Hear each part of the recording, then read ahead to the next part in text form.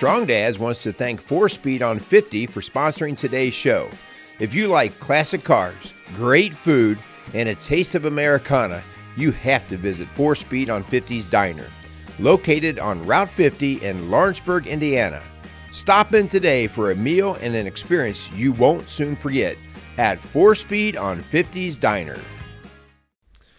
Welcome to Strong Dads. This is Merle Hutchinson along with Andy Dalton. Andy, how are you doing today? I'm doing wonderful. You? I'm doing good. I'm doing good. Yeah, just we're in.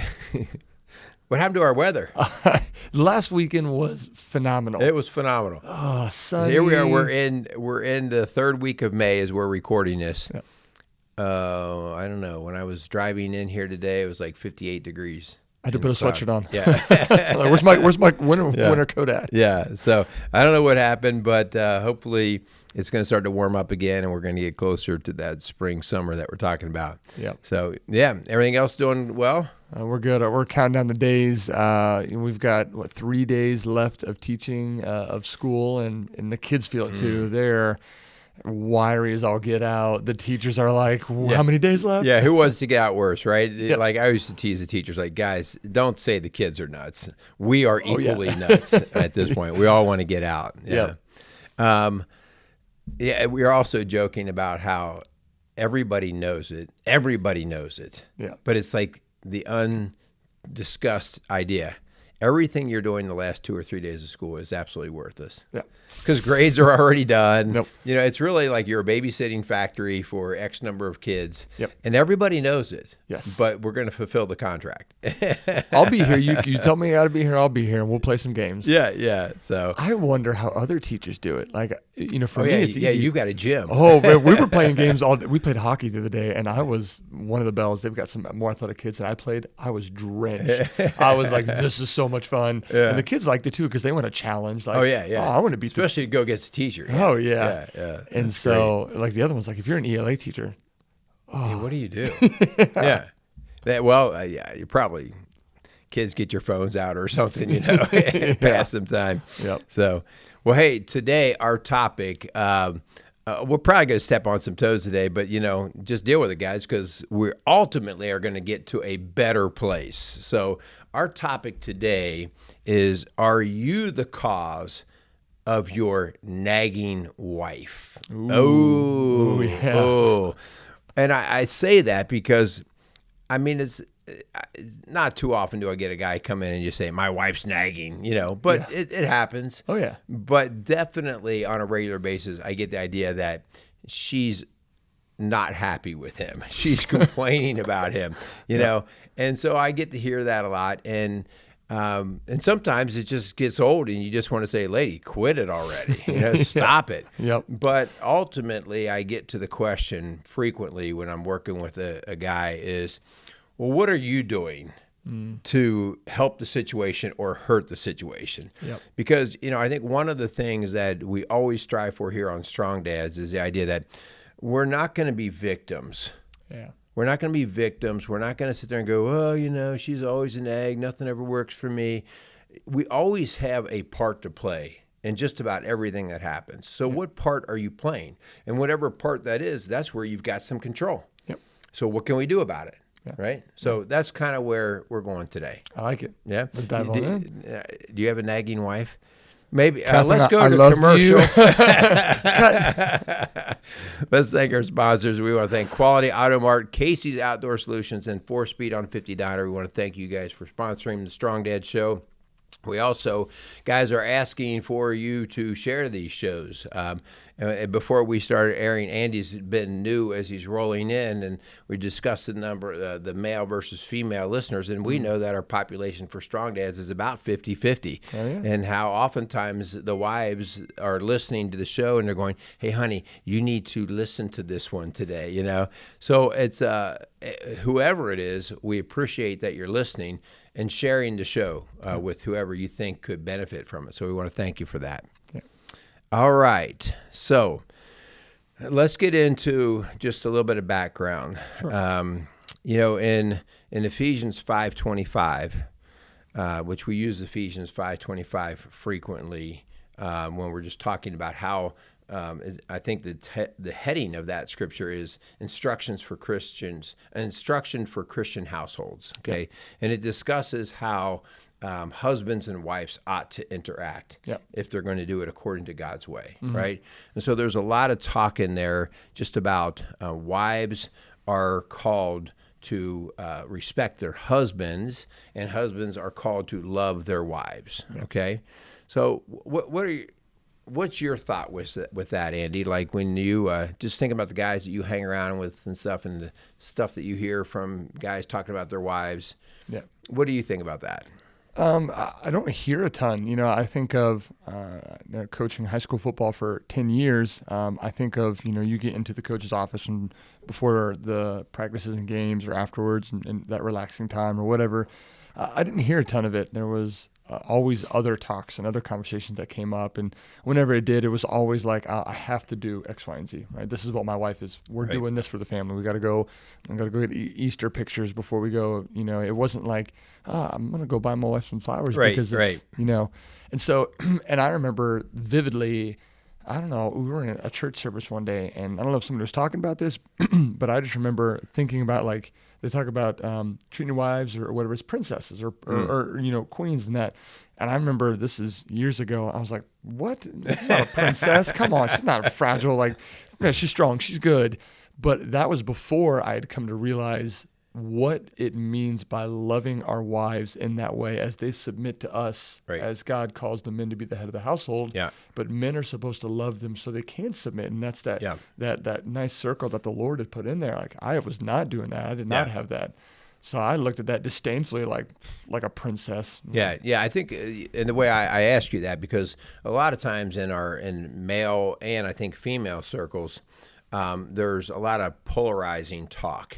Well, I got to get home and do honeydews, or she might talk to her friends and go, I got to go take care of all my kids today, including my husband, So she speaks down about her husband, and he refers to her as kind of like the one who is cracking the whip, so everybody's got to do chores that they don't want to do, and there's this polarizing kind of language. And I do believe most of that is tongue-in-cheek, right? But there's a little bit of truth serum that runs through that. Yes. It does get old on both sides. I know the ladies get tired of having to raise another child from a grown adult male, but the guys get tired of the honeydews, right? And so anyway, we want to talk, guys, about the idea that we're not going to be victims to this. But rather than going home and slamming your fist down and saying, woman, you won't treat me that way, because that would, again, not follow Ephesians 5:25. No. We are to sacrifice, right? We are to love. Love is to sacrifice, just as Christ did for the church. What did Christ do for the church? He died for the church. You ready to die for your wife? So the idea here is to actually sacrifice. So the idea for us, guys, in our conversation today is, well, why is she doing what she's doing? There's a cause and effect going on here. Oftentimes we look at it just as in a bubble, like she's doing this just because she's unhappy or, she's selfish or whatever. And that's just not the truth. So we got some regular things that we see on a regular basis. And one of the first things that we can go back to as to why our wife might be coming across as nagging is, if we just look in the mirror, there's all kinds of unmet expectations. There's no follow through. Guys, we make promises. We say we're going to do things. We make assumptions that it'll get done on our time, even though our wife's asked us to do things, right? And so what's happened is we set them up with an expectation, and we don't follow through. You ever do that? Oh, all the time. Still. No, and what happens is, I feel like, we have our own agenda in our own eyes. Like, well, I've got to get this done. And then I know it's supposed to, rain. So I got to mow and I got to get the yard work done. And then I said yes to this other guy doing here. And so you in your head as men, we've got our agenda that we have to do based on work or yard work or Well, I do want some free time. When am I going to go do my own thing or golf or weightlift and run or whatever? And then on the other flip of the coin, your wife has her own, like, I've got to get the kids to dance recitals here. And then our son's got a baseball game here. And so they're thinking that way, you're thinking this way. And that's when I see, people who have these arguments and these nagging, like these collisions because they're not on the same page. Yeah. And so this unmet expectation is, our wives have this expectation of what's going to happen around the house. You have your expectation. They don't meet. Oh, she's just nagging on me. I can't seem to do enough. I'm working for us. I'm doing this. Come on. You're going to keep on my back here? Yeah. And you start, once you realize that you're kind of being critical of each other, you actually sit there and you wait for your spouse to fail. Yep. You wait. You sit back and she sits back and go, yeah, I wonder if he'll go ahead and paint that door I've asked him to paint for the last 6 months. I wonder if he'll do that today. And so she's got this crossed arm attitude of, I'll catch him failing again, right? Yep. And he's going the same way. He's driving home and he's like, well, I wonder what she's going to be on my case about today. Yep. So we set our mind up for failure in this. And so our first thing is hey, if we're setting up an expectation that's not being met, you need to reconsider what your expectation is, right? And how you set it up that way. The next one that I think is important, and I've been guilty of this one before, and it's because we can't read people's minds. But the idea of, as us men, lack of taking a proactive initiative to get things done. Yeah. I've joked so many times on this show and in counseling sessions. Linda sees things that I simply don't see. There could be a pile of dust and dirt a mile high in our kitchen, and I'd walk right over it, right through it. Yeah. And she'd be like, really? Like, you don't see that? Yeah. And I'd be like, see what? What are you talking about? What did I miss? And she would get upset. Like, do I have to tell you to, like, look and sweep it up or do something with it besides just walk through it? Yeah. And so, the idea here, guys, is, and this is why she's referring to us as the child, right? When our wives are calling, like, just like you have to tell a child to clean their room and you have to remind a child to do things. It's not that you're just out playing around. It's that you constantly have to be reminded like a child. Yes. And so the idea that we are not being proactive, we're not taking the initiative, we're hurting ourselves here, and it's bringing out the ugly side of our wife. Yeah, I think I'm going to go with that. You're going to hear this word from me a lot on the show is intentional or intentionality. Yeah. I think some of this too is, if we walk past a sink full of dishes and I'm like, it'd be very easy for me, like, well, I walked past a sink full of dishes because I was on my way out the door to go and try to change the oil in the car. Yeah. But instead of looking at that and saying, you know what, that has to get done at some point. I know she has said before, one of the things I hate is doing the dishes. And so it'd be very simple for me to load the dishwasher up or unload the dishwasher so she can load. Like, that's our rhythm. I unload, she loads, because she also thinks I don't load properly. No. She nags me about that. No. I'm like, I do it my way. She does it the right way. Okay. So I'm not editing that out. That she nags. I love you, Catherine. And so for me in the mornings, I have to be like, I've got my mind, I'm doing this. What do I have to do today? What things do I have to get done? Oh, hold on. It would be very easy for me to walk past the dishwasher and not unload it, or to spend an extra 5 minutes. Let me make sure this is clean, so when she comes down, or usually that's our routine. She'll load it up and start it that night.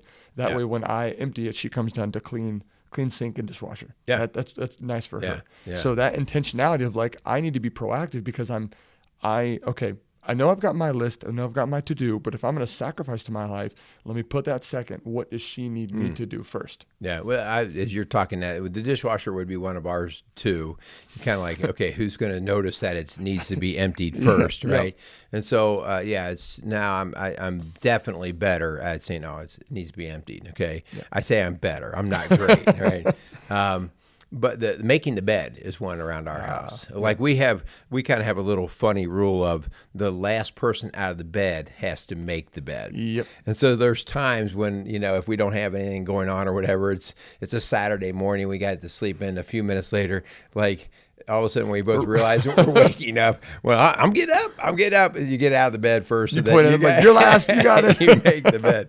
So the idea then is sometimes like, no, I can make the bed. It's, we're equally out of the bed about the same time. So just those kinds of things. Yeah. The third point, guys, is the idea of just flat out like poor communication, poor listening skills. Yeah. I mean, we even have a term for it, right? Selective listening. Yeah. Right. And so this is that idea that we may be hearing the words, we may not, okay, but we're not because of where our head is.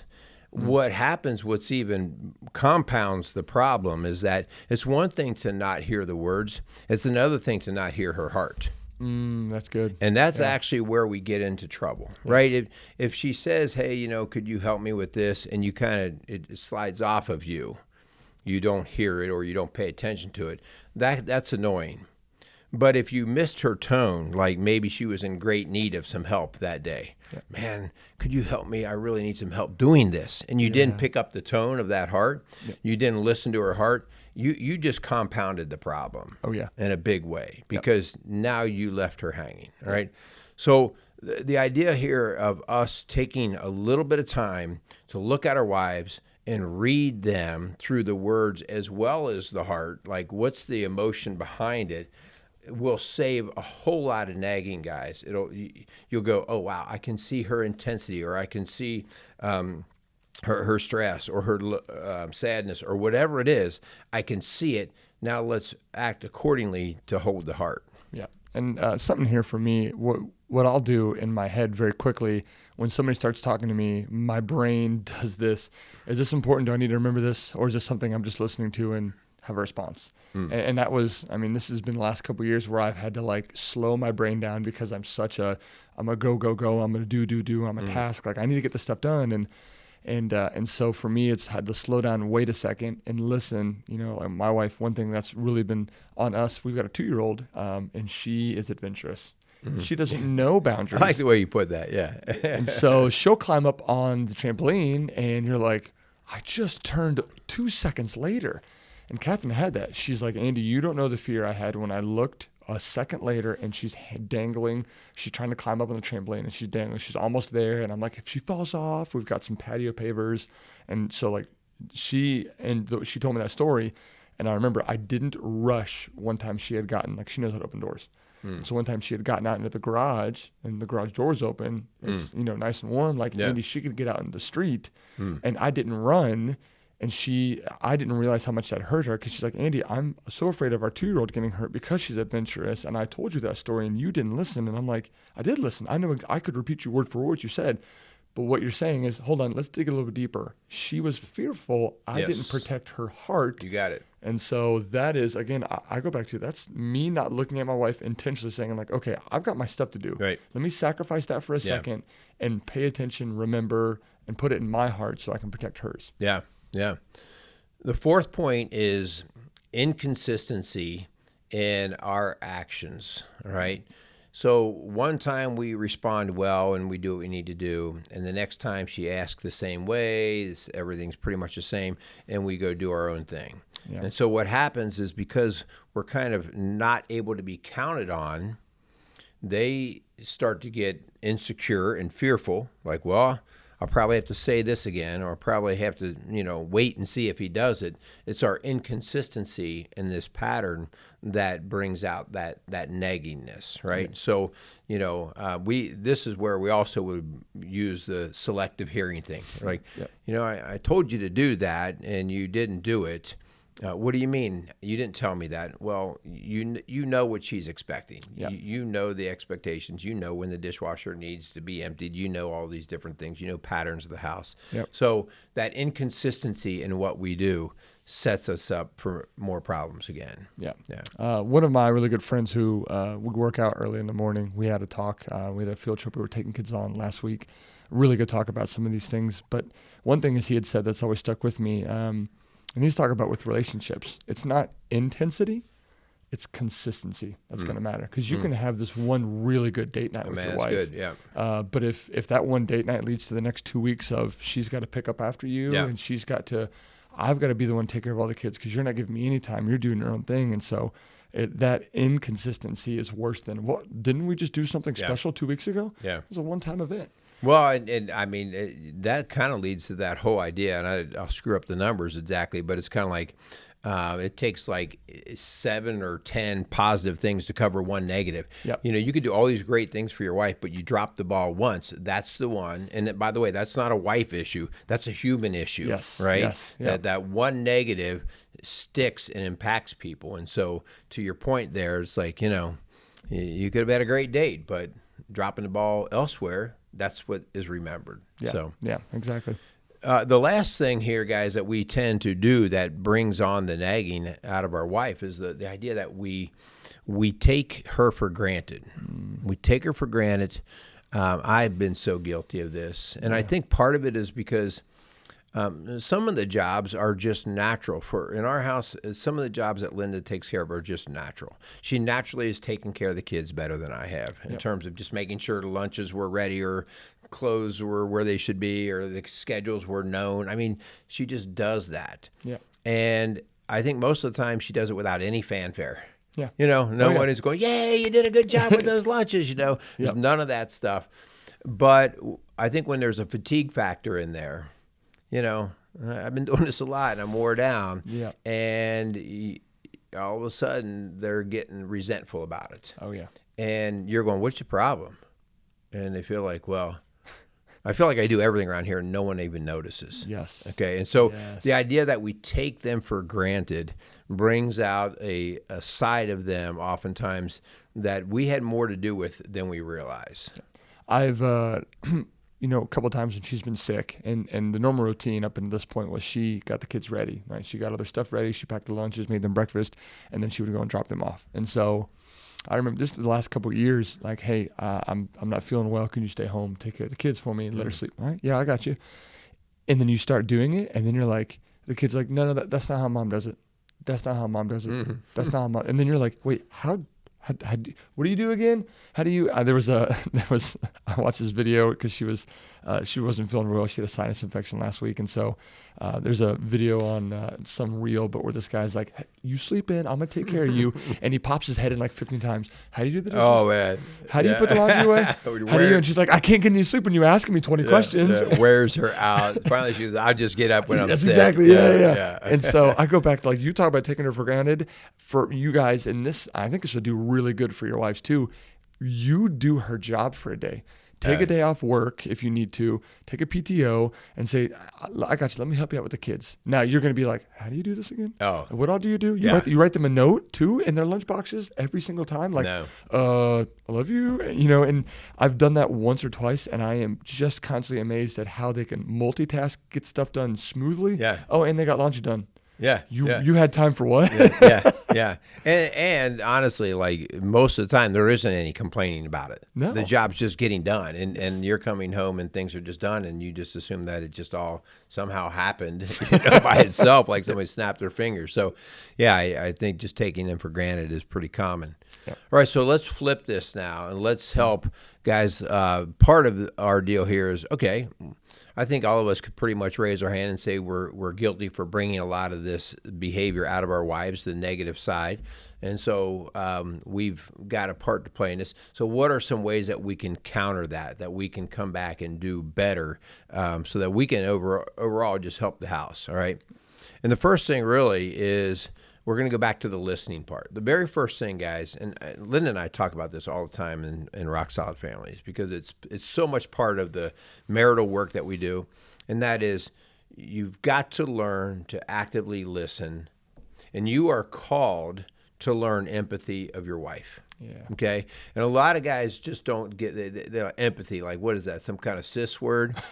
Empathy is what you're called to do. Christ has called you to care for, to hold your wife. And empathy means that you can see what she's going through. How about another way to put this? Walk a mile in another man's shoes. Now do you get it? Yeah. Now do you get it? And so what empathy is just what you said, Andy.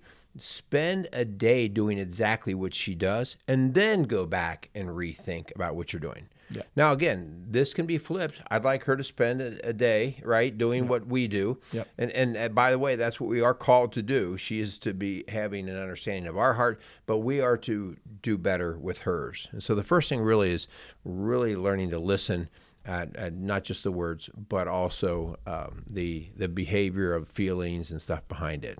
Yeah, I was talking to some guys about kind of this topic a year ago or so. They were asking, like, and they were just joking around something like that, like, "Who's your best friend?" And I'm thinking, like, "Oh, well, I hang out with Bontrager, the head." And they're like, "It's your wife." Like, oh, wait, what? Who do you talk to every single day? Who do you text or call every day? Who do you I'm like, "Oh, my wife is my best friend." And it took me years to find that. I would look at my friends and remember that Bontrager, who I co-teach with every day, he's from Virginia. He likes Virginia Cavaliers. He likes basketball. So we talked about the Indiana Pacers game last night. Yeah. The crazy shot they hit to go in overtime. Yeah. I remembered I remember that. So when I saw him, I brought that up. Do I think about that with my wife? Yeah. Do I think like, oh, she really loves, you know what I mean? Whatever it is. I'm trying to think off my head. Like, she really loves indoor plants. And so if I pass by somewhere, do I think like, oh man, that'd be really cool to think of this for her and get a book or whatever the case is. Like, do I have that intentionality, that proactive empathy? Like, wow, I'm thinking of her too, just like I would with my best friend, because she is my best friend. Yeah. Yeah.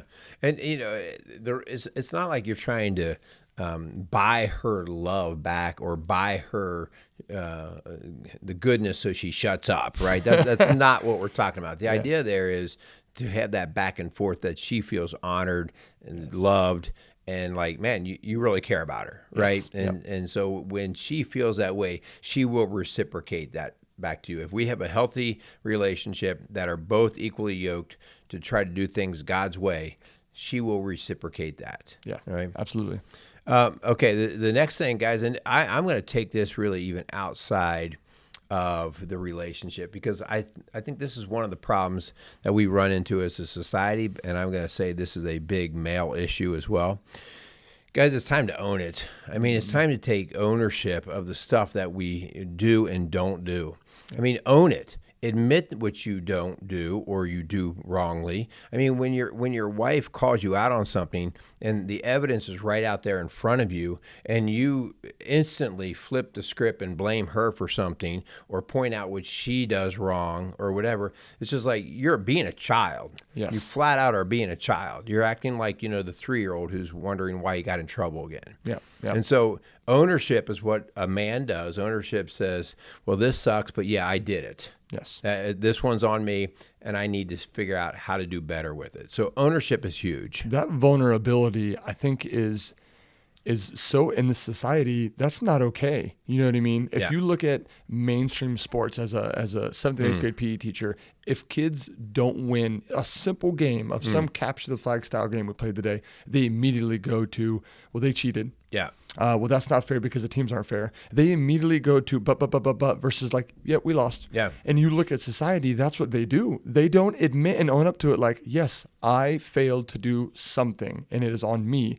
And I think that confidence in ourselves as males is, I've got to be vulnerable and say like, yeah, I'm confident who I am. I messed up. I made a mistake. Yeah. You just don't see that a lot. Well, Andy, we don't see that a lot. And the reason why we don't see that a lot is because you don't have men at home doing that. Yeah. Because, guys, you are your kid's hero. Yeah. You are your kid's hero. They're watching you. And when you come home and you don't own things, or they hear you complaining about referees and umpires, listen, I've had this discussion before. Referees and umpires make mistakes. Yep. But at the end of the day, if you're always complaining about how you lost or why things aren't right because of other people's behaviors, you're teaching your kid the exact same thing. Yep. And so the gift to your child is to say, well, that didn't go the way we wanted to. Here's what I did. Yep. This was my part in it. And so, in your home, your job is to openly confess and admit where you dropped the ball. Yes. And when you do that, you're the example. When your kid then is 9 years old and he comes and starts pointing the blame finger on somebody, you can quickly say, that's not how we operate here, son. Nope. That's not how men operate, right? That's how boys operate. And so I think that's another big man problem that we have in our culture. Yep. And again, if the men are going to do it, the women will follow, the kids will follow. Yep. When's the last time for you guys out there who have kids, it doesn't even matter the age, I did this last week with my son. I got down to his level, I got down on a knee, and I looked him in the eyes and I said, I messed up, KJ. I'm sorry, dude. That was on me. I should not have yelled at you that way. I was I was tired. It was towards the end of the night. I was frustrated, but I flipped the switch like this, and he got nervous, like, "Oh, I'm sorry, Dad." And I was like, that was not right of me. That is not something I should be doing. So are we modeling that behavior to our kids so they look at us and say, that's how it's done?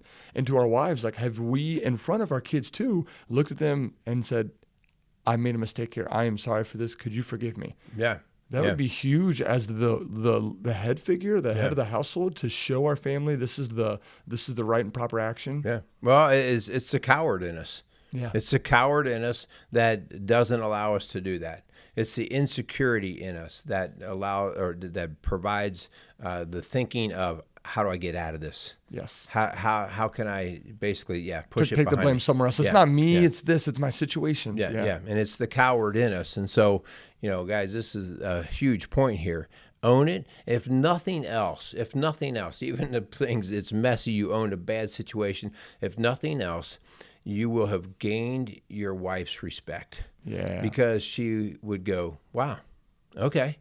Well, he owned it. That's a step in the right direction. Yes. Okay. And between you and your wife, if you guys are sharing that, mutual vulnerability and sharing the things that both of you have done, you can probably look and say, I know you're not perfect, and I know I'm not perfect. So opening up and saying you did something wrong, you guys should be in that aspect of like, she's going to say stuff that she did wrong, you do too, and that is really going to spark some deeper relationship with you too. Yeah. Guys, that part right there is huge. I hope you got that. All right, the third thing is to initiate and share the responsibilities that go on in the home and in the raising of the kids and just running the house. I get the share part, right? Mm-hmm. Like, share. You should share the responsibilities. By the way, we're not a 50-50. We do not ever advocate for 50-50 parenting. We do 100% 100%. Yeah. Right? Yeah. This 50-50 stuff will get everybody in trouble because we'll start cherry picking what we're going to do and what we're not going to do, and then we'll watch to see what our partner does or doesn't do. Yeah. So instead, we're talking about 100%. And 100% is you do what you need to do. The two of you basically come together and say, okay, I'll empty the dishwasher, you load the dishwasher, right? That's kind of our assumed roles. Good. But the other side of this, and this is where I have dropped the ball, I will share the responsibilities. But oftentimes I sit back and wait for Linda to tell me what the responsibilities are. Yeah. Yep. I don't initiate. Yep. And she would desire me to say, hey, you knew that had to be done. Could you just initiate and say, hey, we got to get this done? Yeah. Right? Yeah. So that she sees that I'm looking through her eyes, right? So I would emphasize here that we initiate as well, so she sees we're thinking in line with her in terms of taking care of the house and the kids and everything else. Yeah. And it doesn't make them feel like it's all upon them to, I think about getting the kids ready. We're going somewhere. We're going to church. She takes way more time to get ready and prepared to go out for something than what I do. Yeah. I wake up. I'm good to go. You get what you get. Yeah. Like, hold on. I got to do my hair. I got to do my makeup. And so for the first couple of, years when we were married, when we had kids, I was just sitting down there watching TV. Yeah. I'm like, hey, you got the kids ready yet? Do I have what'd you just say? Like, you couldn't even. I've been guilty, man. I've been guilty. Hang on, I'm not done with this news program yet. Yeah. That hold on word is a hot topic right now. I don't know why she nags all the time. Yeah. Hey, hold on one second. And just think if one of your kids said that to you, right? They're playing their video games and you ask them to do something and they said, oh, hold on, I didn't want to finish my game. You would be like knocking your kid right in the head. Yeah. And so that idea of being proactive and initiating it, that's just intentionality. Yeah. I'm intentionally doing these things. Yeah, good stuff. Okay, the fourth thing here, establish clear communication systems. Now, guys, what we're talking about here is way too many assumptions take place. You assume that you get each other. You assume that you know what your partner needs to do or you need to do. There's assumptions. And so having a clear system of communication. So one of the things that we talk about all the time with couples is on a regular basis, you got to have a means and a way that you check in. Yeah. Like you're intentional, as you've been saying through the show. You're intentional. So it might be when you first get home, right, from work or whatever, and you come in and you kind of you hit the reset button and say, okay, now we're in our new setting, we're in our new environment here. Yep. We left work, we came into home. How are you doing? Yep. What's going on? Yep. What can I do for you? what needs to be done. Yep. How's your heart doing? Okay. So setting up a pattern of doing that is going to take so many things off the table in terms of things that you're going to trip up on. So being that pattern is really what I'm after there, getting that pattern. I would also say it's important to have patterns throughout the day. It's important that you have a pattern of how the two of you greet each other in the morning first thing, how you greet each other when you're leaving to work, right? You're separating from the house, how you greet when you come back together, how you greet when you're going to bed. These are things, these are checks, right? And you're looking at each other in the eye because it's important that she knows that you care enough to take the time to do that, right? If you just go to bed and don't tell her you're going to bed, you just go back because you're tired and you say nothing, you left a void there. She really doesn't, was everything okay? Is he mad? Is he happy? What's going on, right? So getting some check-in patterns are really important so that you don't slip up. This is really, really, really good. And I've seen this within our relationship and friends that we know that don't avoid that. When we went through premarital counseling, the guy who led us and married us said, the first thing I do every single day that I step in the door is I walk right past our daughter and I go and I kiss my wife. Yeah. And I'm like, what did you just say? And what if they run up and they're excited to see you? He's like, oh, well, I'll pat them and hold them like, hey, I love you. Hold on 1 second. And I make them know the wife came before the kid, right, and the wife's going to be there after the kid. And so I was like, my brain just didn't think that way. My parents didn't do that. And I've been guilty of not having those. And I think, again, there's a chase factor. We were talking about this before the show. You're chasing, to get the prize of your wife or girlfriend or whatever it is. Does the chase stop just because you're married? Like, I got this. I'm good. Chase is done. Yeah. No, that is a constant. Because when the kids do go, what then? Is it just back to like, who are you? I've been sleeping next to for years. Like, that chase needs to be like, hey, I still want to go and kiss you goodnight. I still want to go wake up next to you and have that. I think that's really, really good and overlooked. Yeah. Well, when we work with couples all the time, in a healthy couple, wives still want to be pursued by their husband. Yes. Husbands still want to be appreciated, right? They both want to be appreciated, but husbands want to also get pats on the back, right? Yeah. We want our attaboys, right? Yep. And so we still want those things. And so to dismiss those just sets us up for a big void where we're missing something that would be really pretty easy to get. Yep. Yeah. So the last one here, guys, is expressing appreciation on a regular basis. All right. So this is this kind of meets that taking them for granted on a regular basis, that you're just the thank yous. You wonder why there's a level of rudeness that we have in our culture. When we adopted our kids, and again, they came in to us and they had a background that was not healthy. All right. Our older kids, they just grew up in our environment. And so you just didn't think twice about how you spoke with each other. Okay. Yeah. And when the younger ones came in, it was not unusual to be at the dinner table and they'd say, give me the bread. Where's the milk? Give me the milk. and my head's spinning. Like, my head is just spinning like, what? You don't speak to anybody that way.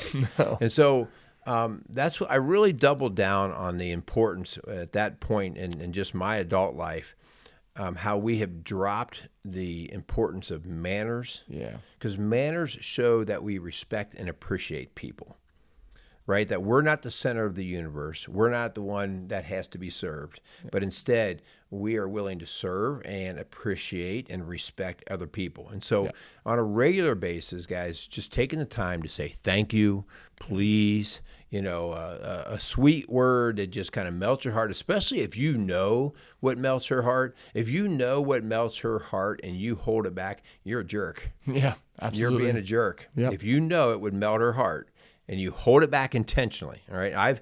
I've not held back intentionally, but I've missed it, right? Yes. But if you know it would and you're holding it back, you're being a jerk. Yeah. And so offer it. She feels good. It's an appreciation thing. And two, it says in Psalms, the power of life and death is in the tongue. Are we speaking life to our family, our wives, and loving them as Christ would love us? And, you know, this is simple. My wife says all the time, it's the little things that really make her day. And I've done that before. All right. I had a kid this school year. My favorite candy is a Reese's Take 5. The sweet, salty, crunchy, like you put it all together. It's the best one in the world. I had a kid give it to me and I was like, this simple little candy bar made my day. Oh yeah. Made my day. And so the little things to your wife, I remember I wrote a note, just a little small Post-it note. And I said, I know you're tired. I hope you're feeling better. Hope you have a great day. Threw it up on the fridge. Didn't think twice about it. Yeah. That 2 or 3 days. And she's like, She Andy, kept it there. oh yeah. Yeah. Loved it. No, she took it down and put it with other stuff that I noticed later. And I was like, why is this here? And she's like, it's the little things. You took time out of your day to think about me and my situation, and it mattered. And so, yeah, these simple gestures that are done regularly can really go a long way. Yeah, yeah. Guys, hopefully these things make sense to you. Hopefully, you know, this, as we said before, this is not about trying to buy her love or schmooze her or whatever. This is about the idea of the home operating better together, right? And so that we have each other's back, and it's just important that we understand that this is not from Hutch and Andy here. This is biblical, okay? Yeah. And, you know, at 1 Peter 3:7, Peter is calling us here that husbands, we lived in an understanding that honors our wife, right? Yeah. And read Ephesians 5:25, read through 21 all the way through, I think it's 34. I mean, read that, guys. Like, that grabs us and makes us go, okay, how do I take care of my wife here, all right? And so on and on, if you want to do well with your wife and impact the next generation, treat her right, all right? Your kids are watching. They're watching everything you do. Yes. And the very first time you start treating her poorly, dismissing her, your kids will pick up on it. And later down the road, you're wondering why your kids are behaving the way they are. And it's like, well, how are you behaving in your own home? Yeah. And you go back to Genesis, like the way that God created man and woman, they will come together and two will become one. Yeah. And so you're like, you know, if I'm loving myself this well, I should be loving my wife this well too. And so that relationship of two becoming one is really important for our society and culture. And so I think, like you've said this before, it starts in the home. Yeah. And if that happens and our kids see that behavior, then the ripple effect and multiply, like that could really, really change communities and lives based on starting how we love our wives and how God intended that to be. Yeah, you kind of prompt my thinking here. The day that we're recording this, I spent all day in a basically, it's our court system here in our local county is really becoming proactive in trying to change the juvenile detention program, trying to keep kids out of detention, but also held accountable, right? Not just let bad behavior.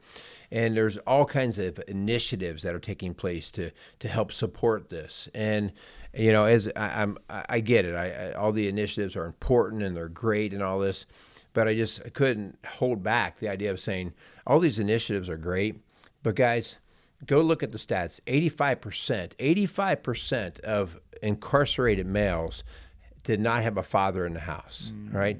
I believe it's 70% of kids that are dropping out of school do not have a father in the house, right? I mean, we can go on and on and on about the statistics that go back to the dad. And so really, if I want all these things to help support our court systems and our community, but just try it at your home. Yes. Just get it right in your home. Do the things we talked about here today. And again, it's not going to fix it overnight because these are generational problems, but this is where we actually get to the seed, you know, we get to the root, and make a difference. Yeah. And some of, like, I didn't have a lot of this, you know, I had a good household, but I didn't have all of the stuff that we had talked about modeled in front of me. I had to get it elsewhere. Yeah. And so for some of you guys, like, this is all great. Yeah. How do I do this? Yeah. I don't know how this is done. Like you said some really good things. I don't know. Nobody modeled vulnerability to me. Yeah. So how, and if that's the case, then that's where you get resources like, you know, Merle and what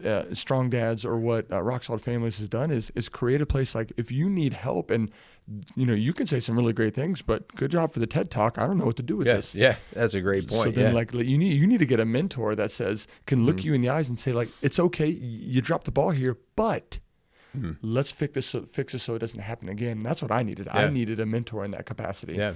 So. Well, on Saturday mornings, guys, we do a Strong Dads class, right? And so you've been joining us with that, kicking everyone's butt there. That's good. But Strong Dads, and so the reason why we started Strong Dads, I don't even know how many years ago now, but we started that with the idea of having the ability to provide some community with men to have these kinds of talks that you and I had today, but just a whole range of men at different spectrums in terms of where they are in life. I mean, I've got guys in their 70s in there, and I got guys in their 20s in there. Yeah. And so they're all at a different place, so they can share, like, I wish I would have known this, or here's something you guys might benefit from. So Strong Dads is at 8 o'clock on Saturday morning. It's at the Rock Solid Family office. So please reach out. We'd love to have you join us. We'll make room. Yep. Bring a T-shirt and gym shoes and shorts. Be ready to sweat a little bit, and knock it out. We'll go after it. Yeah. You good? I'm good. All right, let's thank our sponsors. We want to thank Quality Auto Mart, Casey's Outdoor Solutions, 4-Speed on 50 Diner. Guys, we want to thank you again for listening. We appreciate all that you do to just support the work that we do at Rock Solid Families and Strong Dads. So go out there and be a strong dad.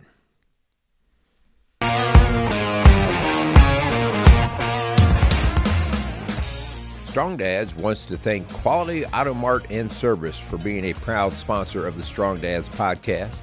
Started in 1985 and going strong for all these years. Recently, Quality Auto Mart has transitioned from owners of Mark and Nancy Repke to longtime employee Fred and Lorraine Venus. For all your automotive needs and golf cart needs, check out Quality Auto Mart, located across from Indian Lakes on Highway 46 outside of Batesville, Indiana.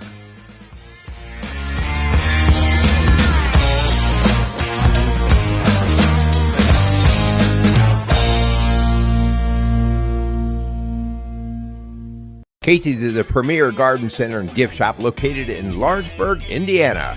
Casey's offers a wide selection of plants, landscaping materials, home and garden decor, and gifts for every occasion. Casey's is committed to providing exceptional service, a unique shopping experience, and value to every customer.